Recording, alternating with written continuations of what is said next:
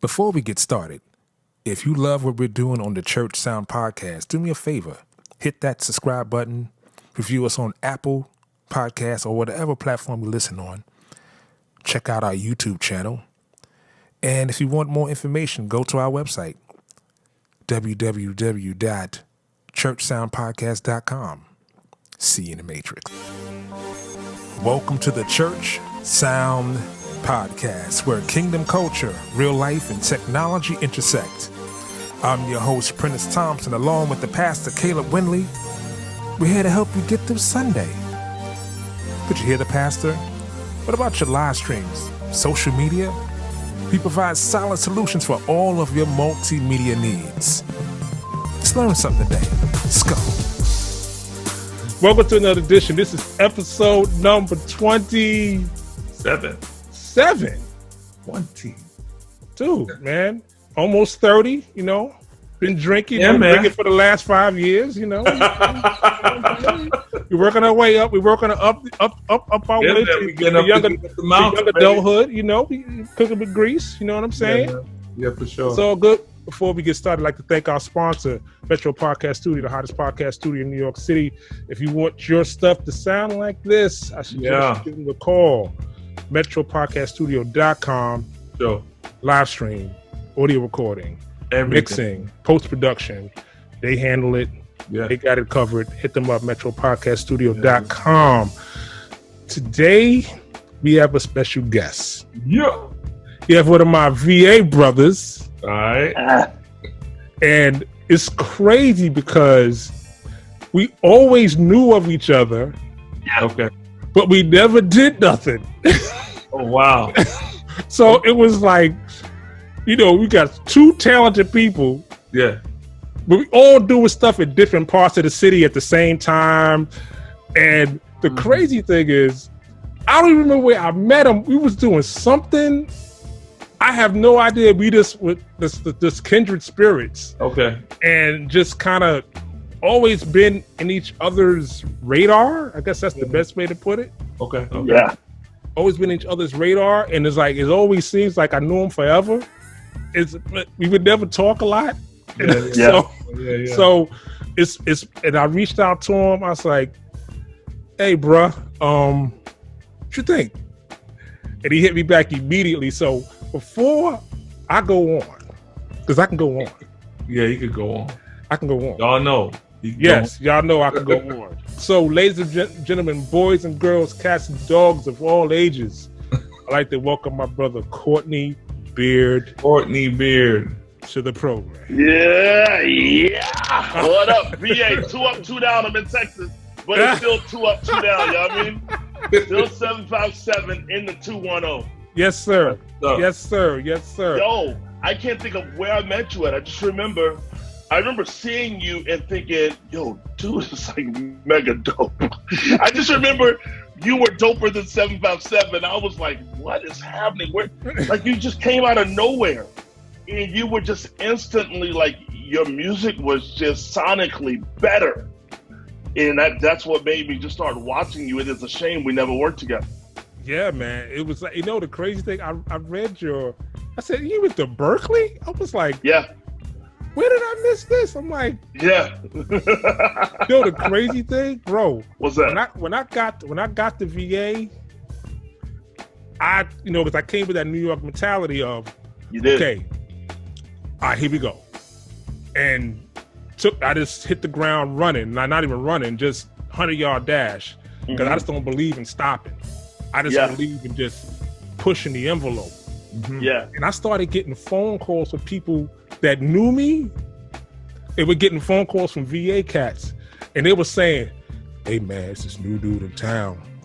He may steal your publishing. You got to watch it because he out here trying to. I was like, what? Steal people's? I'm just out here trying to work. I'm just like, I'm trying to see who's who in this town, so I can connect and build and grow. And oh, dude, it was. Yeah, I'm sure cats weren't used to it because your sound was so sonically wide, and when we met you, it wasn't like a slow introduction. It was just like, what's up? What you trying to do? You good? Was like, you gonna work or what? And I loved it. I loved it, but I could imagine because VA is much slower that, Oh my is God. that it was scary, Dude. But yo, shout out VA because I think we're talented. Like Pharrell said, it's something in the water. Definitely. It is. It's so. Yeah. I've met so many talented people. Just Wow. uber oozing Yeah. everywhere.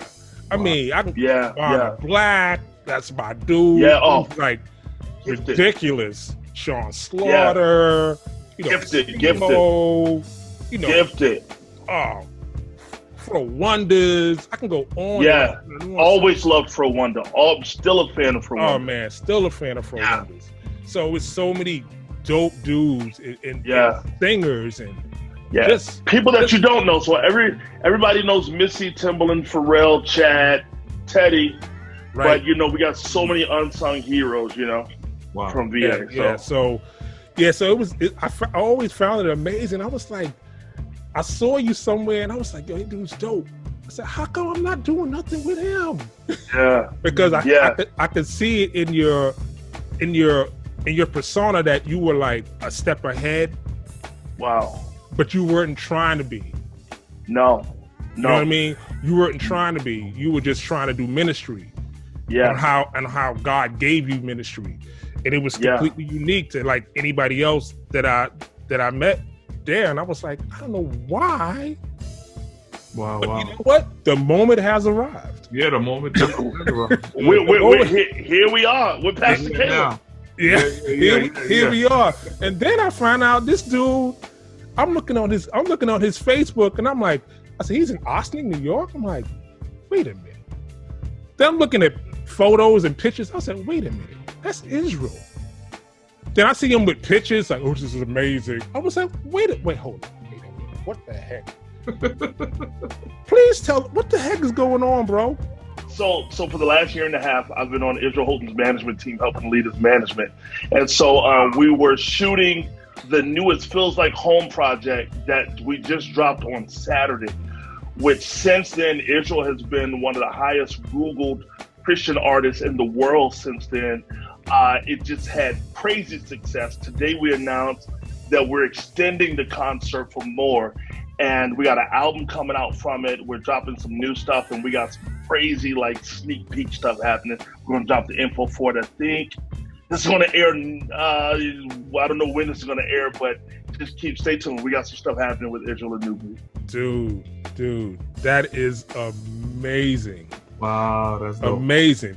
Well, ladies and gentlemen, boys and girls, before we get to the topic, today's topic is it could be a landmine.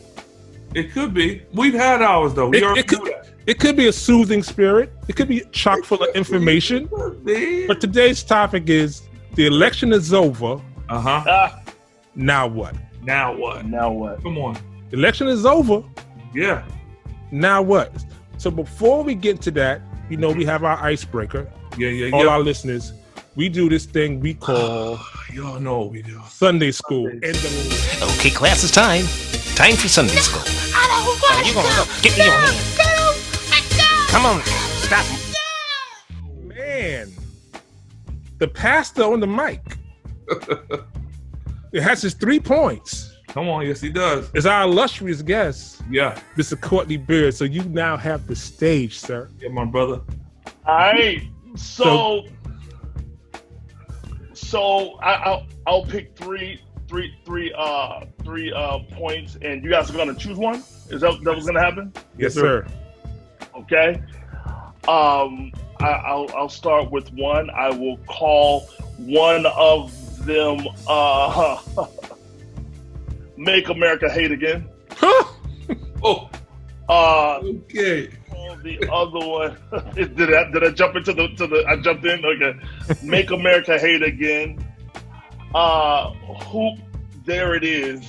And give me the third one called "Forgiveness Gone Wrong." Forgiveness gone wrong. Gone wrong. Forgiveness gone. Okay. What y'all going with? What say you, Pastor? You didn't wow, man, that hoop joint is on my mind, but I want to hear about that forgiveness joint. Yeah.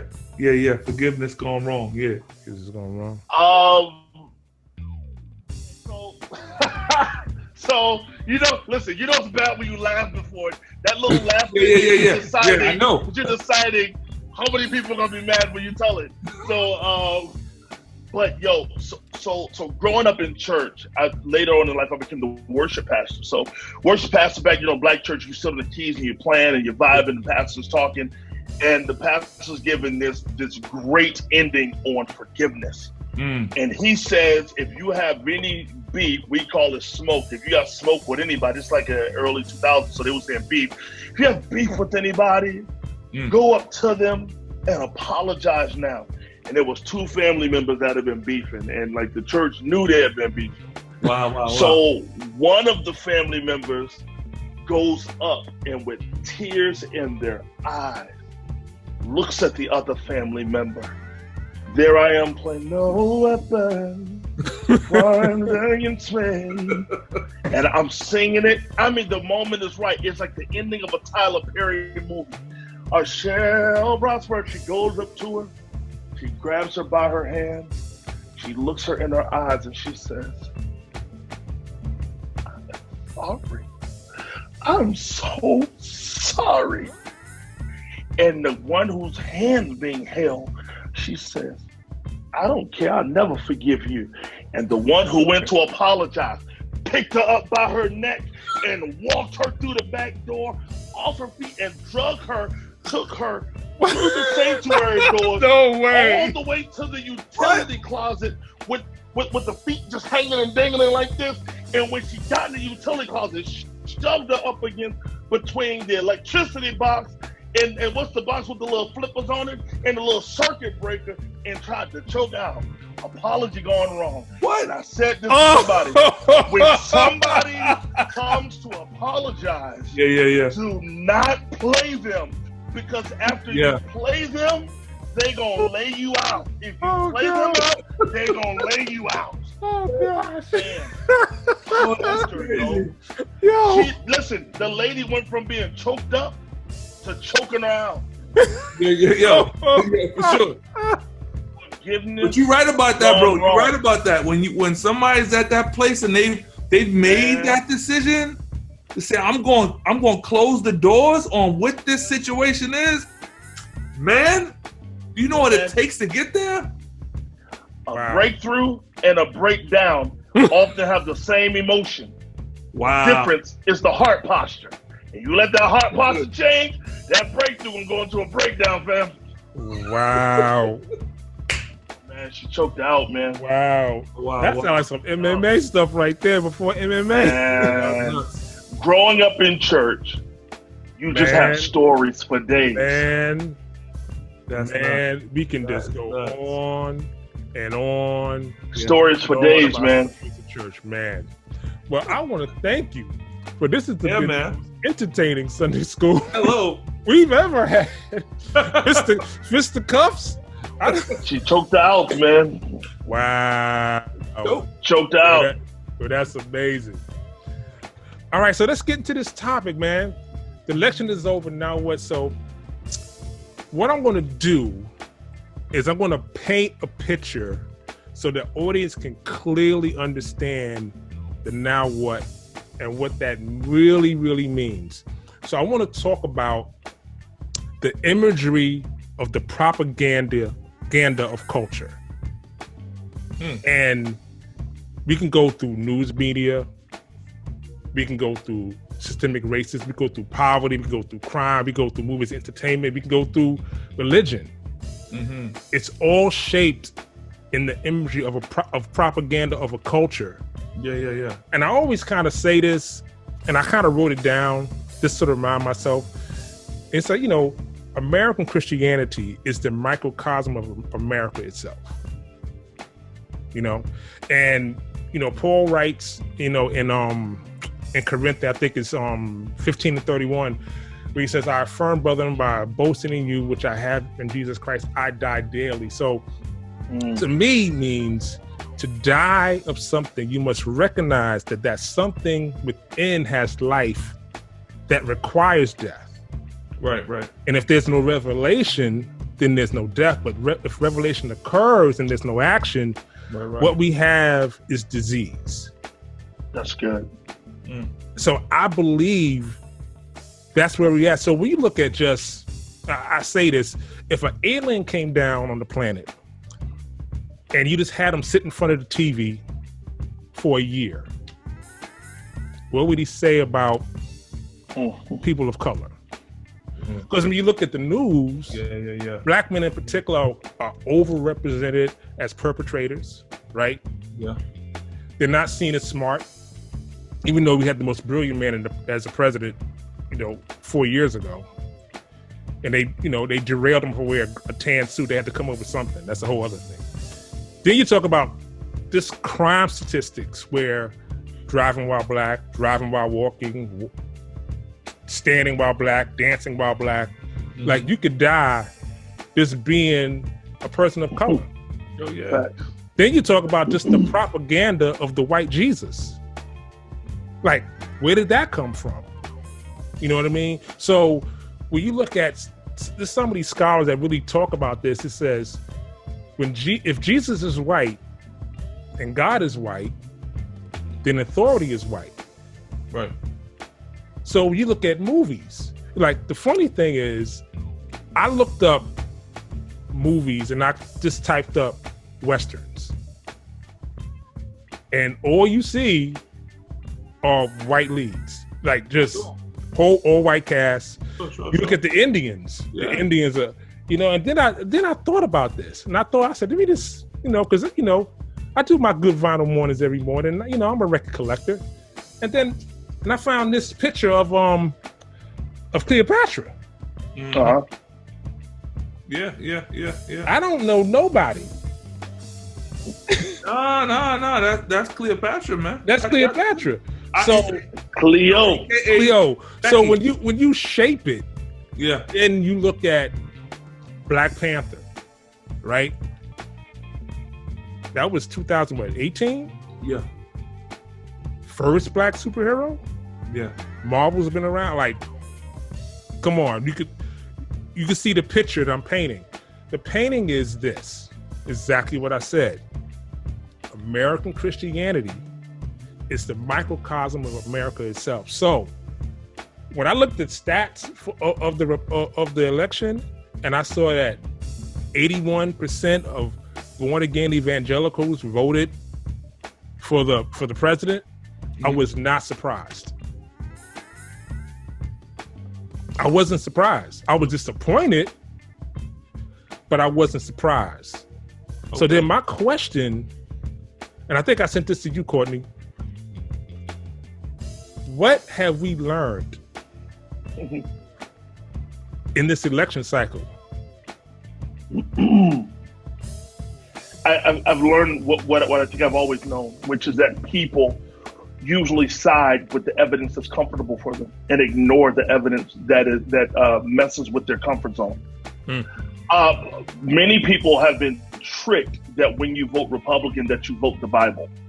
And I'd often like to say that Republicans call for righteousness while Democrats call for justice. And I think if you put two healthy versions of the two people together, you may find God's heart right in the middle. Mm-hmm. But this idea that if you're a Republican, you're voting the Bible, and if you're a Democrat, you're voting the devil. I've had actually people tell me that Democrats are evil. And they would tell me that, if you voted Democrat, then you want babies to be killed. And I said, well, perhaps if you vote Democrat, you realize that if I'm killed, somebody will at least try to represent me when I'm dead. It is a chance that I could die just for the color of my skin. I live in a great neighborhood. That's in a gated community. I don't take walks at night. I pay to live here. All of my neighbors, most of them know me. I will never walk to the neighborhood, the resident mailbox at nighttime. I would never go for a jog early in the morning before daylight comes up. Why? Because I don't know which neighbor I'm going to run into that's new to the neighborhood who wants to be a vigilante. Right. And who wants to decide what justice should be. So I'm not shocked. I do understand that people normally go to the fact that make them feel more comfortable. The tension is that we as believers, I believe, are called to the due diligence of looking at all of the things. And even if I say I can't vote that way, don't demonize the other way. Mm-hmm. Right. Mm-hmm. Mm-hmm. What do you say, Caleb? I'll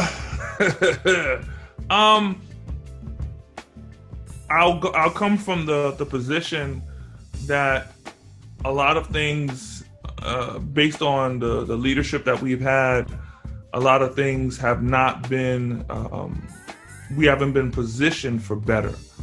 And I don't know if the leadership that we have now is going to position us for better either, for the point that until the system changes, Black men will never become who they're supposed to be. It's not whether there's a white person or a Black person within the confines of that seat. It's the system behind. The president has literally, like, if you look at what he can do and what he cannot do, it's very minimal. When you look at the process that takes place behind him, you begin to understand that there's a automatron that's taking place behind him to help him or to position white people to be in the position that they are and to keep the Black man down. That has been since day one. And that's until that system changes and we decide as Black people that I'm not going to wait for somebody to provide for me, but I'm going to take what God has given me and create something that can give me a niche and help me to build something for legacy. For me, it doesn't matter who's in that seat. It just doesn't. I disagree. I think it matters. I think it matters because your leadership should echo the voice of the people. Okay. Now, we all know that Congress, Senate, all these things are in place as a democracy so that you don't have a king, you have a president. It's a temporary position, right? But it's just like a pastor, in a sense. What comes out of the pastor's mouth rings more bells than the usher. It just does. The usher can say the same thing the pastor says, it will not have the same impact. So I just believe that it's both, in the sense that your leader should be solid, and first of all, no one's perfect, and none of this is going to be perfect. But I just firmly believe that we have to take the information. We can't ignore it. We can't act like it didn't exist. And just say, well, we got to pull ourselves up and we got to do this. That's cool. We all should do that. But the other side of it is, it should be some accountability for that. It has to be, because if it's no accountability, then why do you have place accountability on me? Everyone should be accountable. Every single person. Sure. So that's what I firmly believe. So what do you think that has this revealed to the church? I mean, as a body. I mean, it reveals what we already knew was there. Right. It has revealed a family secret that everybody knew wasn't a secret. Listen, man, we have used. The church has race issues. The church has race issues. Now, we have tried to hide it by getting along, but we've only gotten along for the common good of still yet one person. Right. So a church will say, I want to go multicultural, which really means I want a bunch of people that look different than me to assimilate to my style of thinking and assimilate to my comfort zone. It doesn't mean multicultural that you absolutely get to express the ethnicity that you innately feel on the inside, nor you can express the culture that you feel is your current balance in life. So we have race issues. And so the Black community often in major churches that aren't predominantly Black, They're not embraced if there's not a skill set that's tangible within the arts, nor is there a preaching style that can be used or monetized. And so we just aren't accepted just for being. So I get accepted because I'm gifted. I'm often the black guy who fits in. I'm gifted, I'm well-spoken, I'm a joy to be around, I'm charismatic.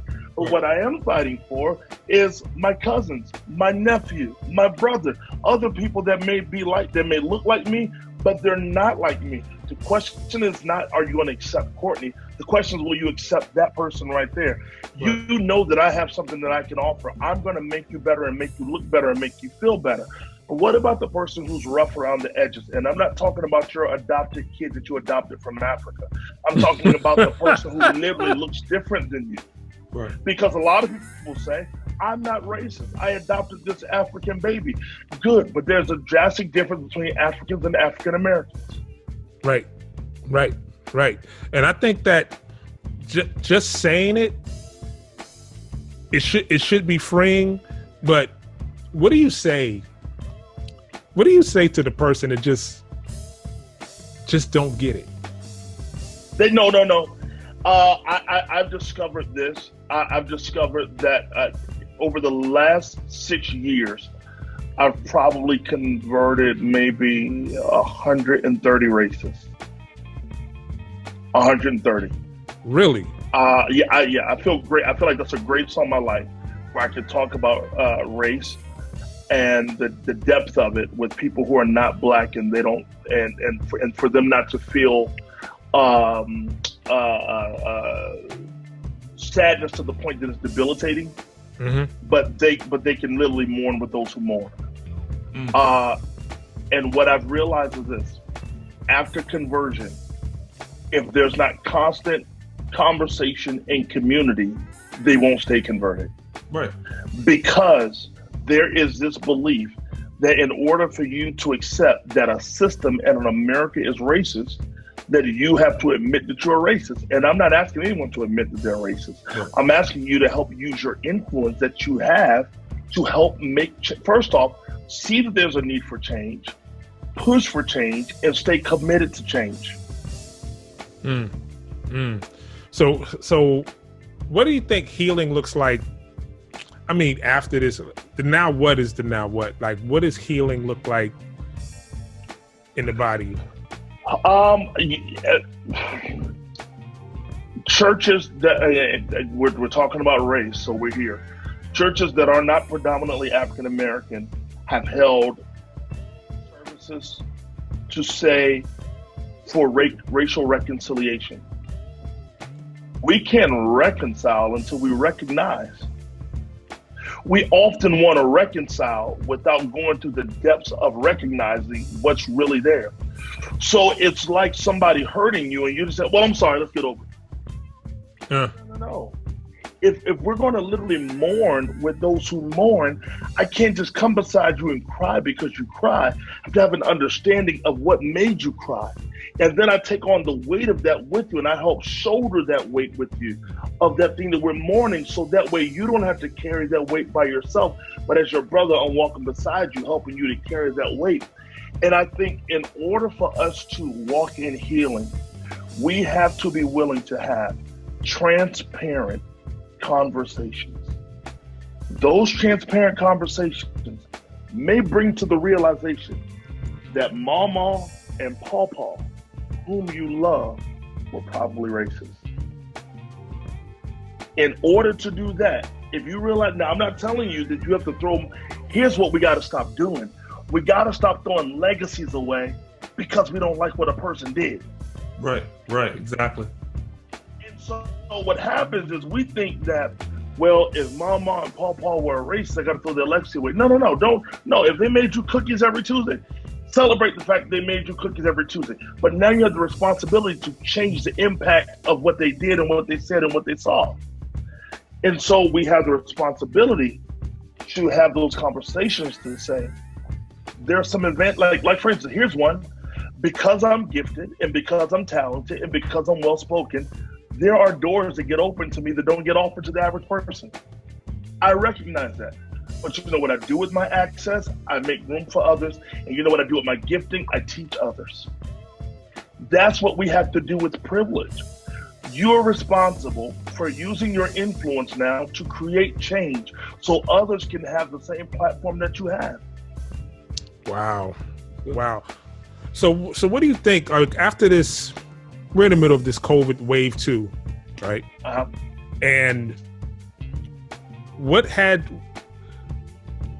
was your takeaway of this whole thing when it hit, and where we're at and how it affected the church? And COVID. So I guess I'll start with saying that COVID form is one of the worst things we've ever experienced. It has been heartbreaking to watch people that you love either die or deal with the after effects of COVID. But what has COVID done for the church is pushed the church light years ahead. We as the church got lazy. Yeah. We got lazy from the standpoint of we just love to have church. We love to come together. well, We just want to shout down. Turn me up in my monitor. We want to do that. And there was a whole generation and a whole group of people that were walking away from the church because we weren't willing to evolve with the times. Now I've watched churches that have great streaming. They've turned their attention to online. They're creating great online content. They're creating resources where I don't have to stop my day to be educated, but resources that go along with my day with education. So it's like the Bible app.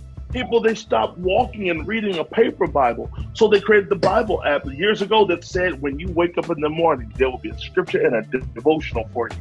Why? Because they begin to resource our current pace. This has been one of the greatest things that happened to the church because pastors that were committed to never changing have been forced to change. You know what I believe is done is extended their life in the pulpit. Yeah. I believe that too. And I think that I was talking to Caleb about, I think that the word of God is so dense right now. Yeah. You can't go nowhere without running into it. No. Fam, on social media on Sundays, you can't get on without hearing teaching. And there's some quality teaching out here. Yeah. I've heard people talk about, they're not something. Folks are out here. You can find something for every level of your Christianity, of where you are, your faith. Right. So if that person's not for you, hey, turn, because they're for somebody else. Exactly. And there's some great quality teaching out here. Yeah. And I found that just, Facebook is now the smorgasbord. On Sunday morning, dude, I've seen some incredible programming. I've seen some incredible IG lives with 4 and 5 camera angles and lighting, and I'm like, their audio is crispy, and they're doing it. Guys have leveled up. They've leveled up where it used to be you would have to go to a fine arts building to get this level. The lighting is so think about this, man. There's a whole generation now being equipped in church that understand lighting, understands camera, understands angles, all those things. And let's not sleep on what's happening on TikTok. There's a whole revolution of how to share the gospel in quick bite-sized pieces happening with the Gen Zs on TikTok. Exactly. Yep. Yeah, and I think that when you put together all of these social media platforms, right? And you say, I can touch the entire generation pool in a moment. In a moment. Mm-hmm. In a moment. Yeah. You can touch them through song, through word, through skits, short films, 1 minute films, couplets of information, man on the street. I mean, I found that I get more more word from people just holding the phone to their face. Yeah. You know what I mean? Then It's still a whole sermon in the pulpit. Right. And now you're able to even see people that are influencers and celebrities and watch their faith on display. Right. As they're able to pick up their phone and even share their faith out loud. Right, Yeah. right. And I think that even when you say that, it's opened the door for, say, a ministry that you wouldn't even normally see. Right. Oh yeah. And it's amazing because how I feel about it is like the bread of God's word has finally come out of the church building. It's like it's been stuck in the oven for so long, and now it's been forced out to where people can actually, anybody can just partake of what God is saying, and they can hear it any way that they need to hear it. It's just available, and it's beautiful, man. It's a beautiful thing. So Courtney, like, how are you? What have you been doing inside of this incubation stage? That's kind of what I call it. Like, what have you been doing? Man, I lead a group called the Collective SA here in San Antonio. It's a group of influencers and culture movers. And we just try to impact the culture as much as we can. I've done everything. I have a podcast I've been doing for the last 3 years called The Faction with a guy named Brandon Clack and Gerard Bonner from Bonafide Radio. We've been doing The Faction. That's my for guy. 3 years. That's your guy? Yeah, that's my guy. Yo, I did his theme song. The first one. Wow. Heck yeah. That's dope. Yo. That's dope. So we've been doing that. Dude, I've been editing for so many churches. Being the producer and editor. Every weekend, I have about 4 services go live that I produce and edit for churches that are of great size. We've been knocking out the Israel stuff. I've been doing my small conversations. But as soon as as pandemic hit, I started doing these nightly night shows, what I call talk show live, where I had Michelle Williams one night, I had Travis Green, I had Israel Houghton, had Aaron Lindsay, Brian Courtney Wilson. My boy Kenny Lattimore is going to do season 2. I'm getting ready to do season 2 of all these interviews with some of my celebrity friends, but I'm also going to just interview people that I feel like, man, hey, these are culture movers. So I've had a hand in that. So just any way within the arts that I can get the story and the message out of Christ, man, that's what I'm trying to do. That's what I'm trying to operate in. I got a chance a few days ago to teach an acting class for Hampton University. I was their guest professor online. So my hand is in a lot of things. I've been producing the concert. We got the second. We got another concert that we're going to produce coming up. So it's so many good things. Wow. Man, that's amazing. That's amazing. The crazy thing is that the fact that you know what? It's like you kind of recaptured your time. Yeah. You just kind of recaptured your time for the things you would have normally been doing, these other 10 things. And now you can say, now I can get to things that I wanted to do that I didn't have time to do. So literally, but between January and COVID hitting, which was like the last week of March when the world shut down, between that time and then I logged 45,000 miles flying. Wow. What? In 3 months, 45,000 miles. I was on a plane every other day. I was gone 5 days a week. I was just gone. I started out the year, I was in Cameroon, Africa. I was all over the place, several trips back and forth to LA, working on different things. And so when COVID hit, and so my wife and I were in LA on vacation when COVID really went on lockdown, and we came back, and several of the churches I work with, because I also do leadership development, and I coach leaders, and I coach several staffs and all that stuff. And I went out and hit all those churches just to make sure that they were up technology-wise immediately on what they needed to do to broadcast. And I went into 3 months of not traveling, and it was amazing. I was home every night. Yeah. I hung out with my wife. We cooked together. She bought me the grill of grills. I was grilling and all those things. And now I've started back traveling over the last month. But man, to just pause and work on things that I'd always wanted to work on, but I just didn't have time because I was always living from next to next to next. Dude, that's been dope. Wow. Yo, that's amazing, man. I think this has like been a chock full of information, bro. Yeah. Chock full of information. And I did not know you and Gerard had a show. Yeah, man, The Faction. You're listening to The Faction on Bonafide Radio. That's radio the way it's supposed to be. Yeah, Dude. we got The Faction. But we talk about professional wrestling. We love professional wrestling. Dude, We're 270 episodes into professional wrestling. Dude, I'm like, dude, I remember when Gerard started Bonafide Radio. Yeah, man. I remember when he started it, and I was producing SEMO, and he said, dude, I need a theme song. So we went in the studio, we knocked out a theme song, and I think that year he did like a Bonafide listening thing in at the Stellars. At the Stellars, right? It was lit, yo. Everybody came. It was crazy. Everybody came through. Everybody came. Wow. It was crazy. It was crazy, man. Yo, I remember that. I remember when he showed me the logo. I remember when he showed Gerard Bonner is literally one of the greatest people you're ever going to meet in the world. He's solid. When you mentioned his, I was talking to New Breed the other day, and I mentioned his name, and it was like the holy hush hit. And you mentioned his name with that, or you even mentioned it with the Kanye Sunday Service crew, Gerard Bonner, and they know who he is. Dude, shout out to Gerard Bonner, man.